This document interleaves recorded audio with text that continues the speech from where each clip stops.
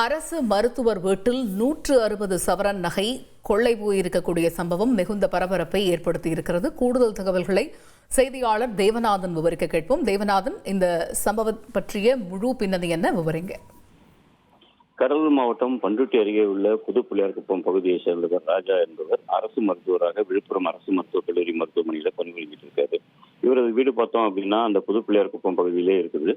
இவர் வீட்டிற்கு பார்த்தோம் அப்படின்னா பணியில ஓய்வு இருக்கிற நேரத்துக்கு வந்துட்டு போயிட்டு இருந்திருக்காரு. இவரது மனைவியும் மருத்துவராக செயல்பட்டு இருக்காங்க.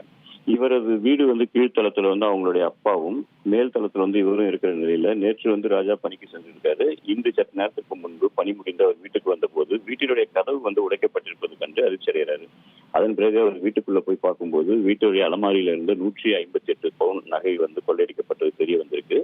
இதனை அடுத்து பார்த்தோம் அப்படின்னா அவர் அருகே இருக்கிற காடாம்பலூர் காவல் நிலையத்தில் புகார் அளிச்சிருக்காரு. இந்த புகாரை தொடர்ந்து கடலூர் மாவட்ட காவல் கண்காணிப்பாளர் ஜெயக்குமார் தற்போது ராஜாவுடைய வீட்டிற்கு நேரடியாக விசாரணை மேற்கொண்டிருக்கிறார்.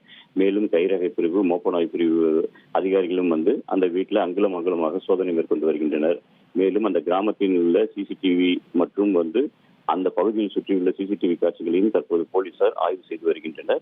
அரசு மருத்துவ தம்பதியினருடைய வீட்டில் பார்த்தோம் அப்படின்னா 150 பவுன் நகை கொள்ளையடிக்கப்பட்டிருக்க சம்பவம் பண்ருட்டி மற்றும் சுற்றுவட்டார பகுதியில் பெரும் பரபரப்பை ஏற்படுத்தியிருக்கு. விரிவான விவரங்களை வழங்கியமைக்கு நன்றி தேவநாதன். உங்கள் தந்திவன் தொலைக்காட்சியில் திருவாய் மலர்வாய் திங்கள்தோறும் இரவு 8 மணிக்கு காண தவறாதீர்கள்.